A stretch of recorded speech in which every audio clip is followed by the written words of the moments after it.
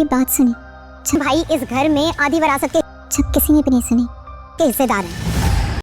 तुमने मेरा साथ दिया, मुझ पे भरोसा, तुम्हें झूठ बोलते हुए भरोसा किया, एतमाद किया। मैं इतनी सी भी शर्म नहीं आती ना? मैं जिंदगी भर ये बात नहीं भुला सकती, लेकिन एक बात याद रखना, आप बस आदम चचा और उनकी मैं तुम्हें इस घर के साथ, उनकी फैमिली को इस घर से बाहर निकाल दें, के साथ मजीद खिलवाड़ नहीं करने दूंगी। तुम्हें ये बात मालूम है? आदम भाई। अस्सलाम वालेकुम नाज़रीन, हाया ड्रामे के नेक्स्ट एपिसोड में देखेंगे इरम ने शादी जो कर लिया हारून के साथ, तो सारे पहले तो सुन के अच्छा नहीं लगता, लेकिन अब इस बात में एक्सेप्ट कर लिए।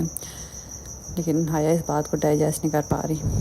वो हर ऐसा कोई बात कर रही जिससे इरम इस घर से चली जाए। उधर इरम हारून का शुक्रिया अदा करती है और कहती है कि तुमने मेरे पे उस टाइम यकीन किया, भरोसा किया, जब कोई मेरी बात पे यकीन करने को तैयार नहीं था। तुम्हारा एहसान तो मैं ज़िंदगी भर नहीं भूलूंगी। मतलब हाया हारून ने उससे शादी जो कर ली बस इतनी सी इरम की बात के कहने पर, और इरम के पास ये आखिरी चांस है इस घर में वापस आने का और हाया की साजिशों को नाकाम बनाने का। तो उधर हाया तो सही टेंशन में घूम रही है कि इरम को कैसे निकाले इस घर से। पहले तो निकाल लिया था जैसे तैसे, लेकिन अब ज़रा मुश्किल है। तो मुबारक मस्तूर के पास जाती है और कहती है कि आप ना हारून और उसके बाप को ना इस घर से निकाल दें। इरम क्या इस घर में रहेगी ये वो?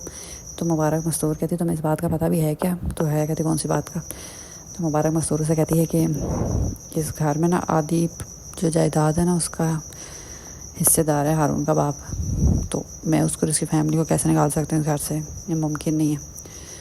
तो हाया तो वहाँ से गुस्से से चली जाती, कहती लो अब कैसे निकलेगी, अब क्या कर रहा हूँ, करूँ ऐसा कि निकल जाए।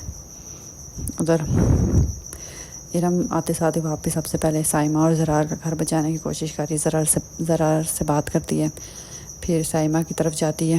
तो साइमा उसे कोई वीडियो दिखाती है जो हाया ने बनाई होती है रिफ़त की, साइमा को उससे बदगुमान करने के लिए। तो इरम तो देख के हैरान हो जाती है और वापस जब घर जाती है तो हाया को कहती है कि तुम जो चाह रही हो ना, इन घर के लोगों को आपस में लड़वा के और इस घर को बर्बाद करने की कोशिश कर रही है ना, तो मेरी भी बात कान खोल के सुन लो, मैं तुम्हें इसमें कभी कामयाब नहीं होने दूंगी। पहले तो हाया बड़ी खड़े होकर मुस्कुरा रही होती है इरम के सामने। जब इरम उसको वार्निंग देती है ना, फिर हाया की शक्ल देखने वाली होती है, गुस्से से लाल पीली हो जाती है और वहाँ से चली जाती है और कहती है इस इरम का तो कुछ करना पड़ेगा, मुझे धमकी लगा रही है, जैसे पहले निकाला था ना इस घर से दोबारा निकालना पड़ेगा।